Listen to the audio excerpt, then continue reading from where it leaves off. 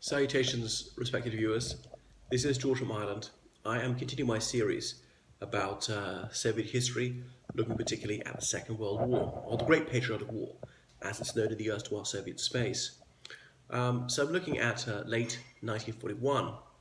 The United Kingdom and other allied countries, principally Canada, began shipping supplies to the Soviet Union. Well, they couldn't supply them via the Black Sea, since one would have to get through the Mediterranean there. There were so many U-boats there, the Italian Navy was very active. Obviously, would have to sail through Turkish territorial waters. Turkey was a neutral country. At this stage, it was benevolent towards the Third Reich, and indeed there was a clamour amongst the Turkish populace to enter the war on the German side, who'd been their ally in the First World War. There was some revanchist spirit amongst the Turks. They could regain some of the land from the Ottoman Empire.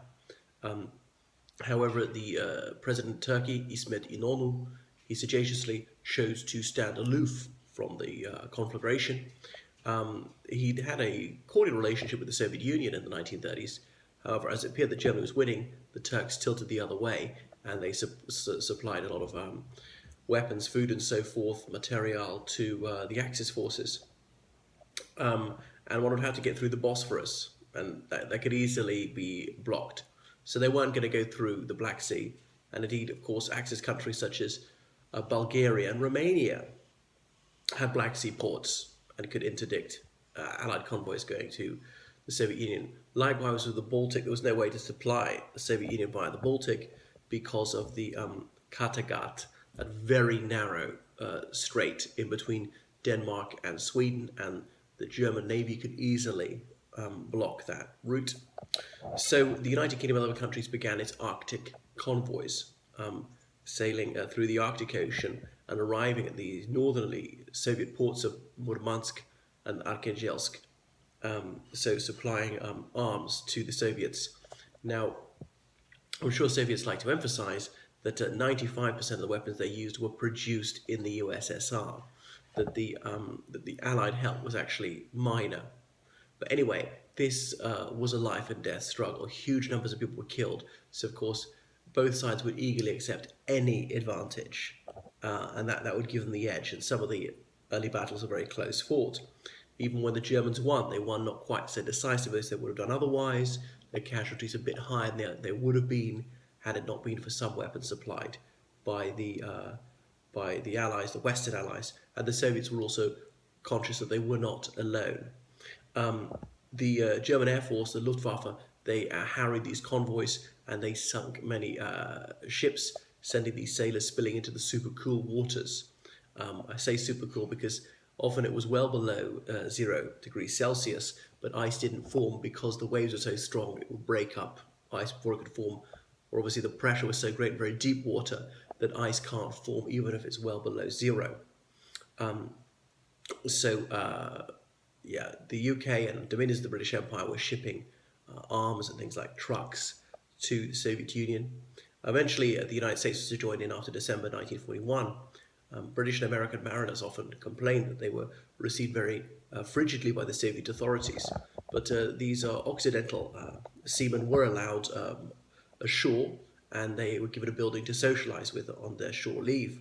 Some of them fraternized with the local women folk, and some of these women had foreign boyfriends. That was all right once the war was on, but they later fell under grave suspicion once the war was over. One American seaman in a documentary recalled seeing a group of Soviet prisoners being led along by their police. One of them stopped to pick up a cigarette butt and was shot dead. What shocked the American is this chap's body was simply left there.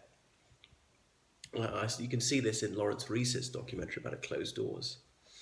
Anyway, so as I alluded to, December 1941, the United States entered the war because the great empire of Japan, as she styled herself, launched this unprovoked attack on the United States without declaring war, bombing Pearl Harbor in Hawaii, a territory of the United States at the time, not a state of the United States, until 1959.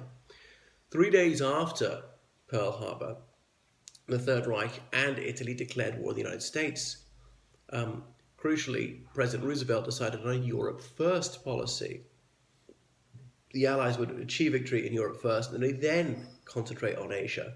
Now, this was very welcome news to the Soviet Union. It was highly controversial in the USA because Japan had attacked the United States first, not Germany. Well, once the Third Reich declared war on the United States, the Third Reich began sinking German shipping, and there were some quite easy victories. It's a low-hanging fruit.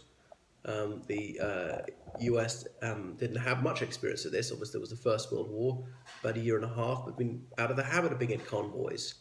And they didn't have much of a blackout. So on the Atlantic seaboard, many cities had their lights blazing. That silhouetted American merchant ships against the skyline, making them easy prey for the U-boat wolf packs. Anyway, Japan presented more of an immediate threat, so some Americans argued. However, Roosevelt was cognizant that the USSR was feeling the strain, and some people thought it was on the point of cracking, and the Allies could not allow that to happen. So the United States began sending its convoys to the northernmost ports of the Soviet Union as well. Incidentally, one place that had to be evacuated was Spitsbergen. Technically, it is Norwegian, but the Soviets were there, and they pulled out lest they fall prisoner to the Germans. Actually, then the Germans seized it and they used it as some weather monitoring base. Anyway, the Allies began to call themselves the United Nations. The United Nations organization was founded right at the end of the Second World War, takes its name from that. So Churchill and Roosevelt were consulting on the idea of a landing in mainland Europe in 1942, but they decided that this was not feasible.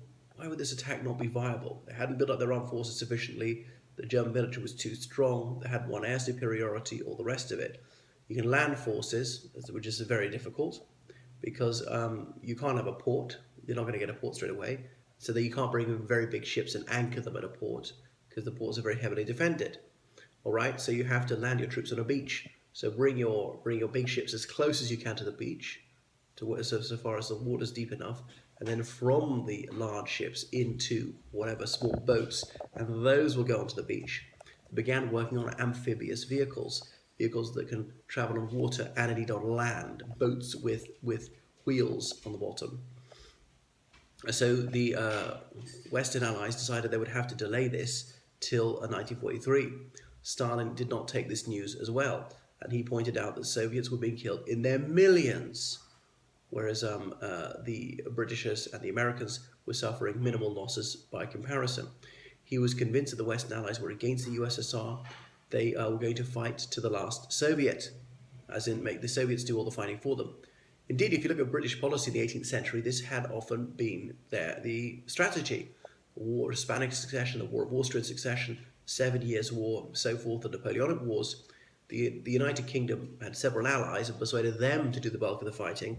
The British had the deepest pockets. The Royal Navy would fight, the British Army would do relatively little fighting. So it's a very cunning, if very unethical stratagem, and it achieved the uttermost success for the British. So the Occidental Allies did launch 2 small attacks on Western Europe that year. It was March 1942, the Royal Marines, that's the British ones, they landed at Saint-Nazaire in France with the objective of destroying some German warships, particularly the Tirpitz, named after that fork-bearded admiral of the Great War.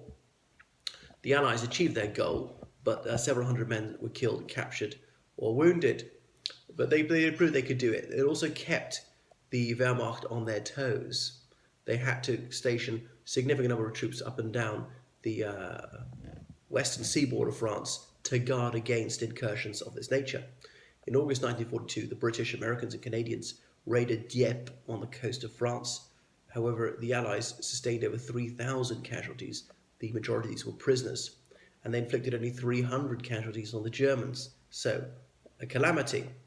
The Soviet military insisted that a seaborne landing was not tricky, was a little different from crossing a major river. The British military remembered the Gallipoli debacle, and they had no wish to repeat the performance. They were very chary about attempting a large-scale landing again. So even once you land the troops, establish a beachhead, that's very hard. Then you've got to supply them, because they need ammunition, food, they need fuel as well, because they've got a lot of vehicles. What are you going to do? because your ships are going to be bombed as they're going across. The U-boats are going to be there. The Germans may lay sea mines, things like that. Dieppe had proved that amphibious assaults were far from simple. Anyway, the USSR had sustained millions of fatalities already, and only about 200,000 Britishers had been killed in the war up until that point. I know the United Kingdom's population is smaller than the USSR, but even taking that into account, the per capita death toll was much lower in the UK. And the Soviets were complaining that the Western Allies were not pulling their weight, and they had a point. The Third Reich began to take the possibility of an Allied invasion of Western Europe seriously. In November 1942, French people were forbidden to go to the beach along the Atlantic coast because they might be preparing to help an Allied invasion, signalling something, doing reconnaissance, were they going to defuse mines. The Third Reich began to think about building an Atlantic wall. Look at any beaches which would be suitable for an amphibious landing and put up barbed wire, land mines, pillboxes, things like that. So Wehrmacht was worried that some of the French were sympathetic to the Western Allies and would be preparing to assist them. Remember, there was the Vichy government in France. A Vichyviste supported Henri-Philippe Pétain, the chief of state, pro-German collaborator. Then there were the Free French, people who supported Charles de Gaulle, who was in London, Free French forces in the United Kingdom, in other places, in Egypt. Some French colonies declared this way or that. Chad and the Congo, they were Free French. Almost all the others were Vichy. Some of the Vichy ones gradually became Free French. There was a resistance in France. There was an alphabet soup of perhaps 24 resistance movements in France. Some of them were communists, some of them not. And there were broadcasts from London. These messages in ordinary French, but there were coded messages. Certain French words signal this or that to the resistance, launching attacks on the German military and indeed the Vichy French forces. And when this sort of thing happened, the Wehrmacht would then go and shoot dead many civilians where such an attack had taken place.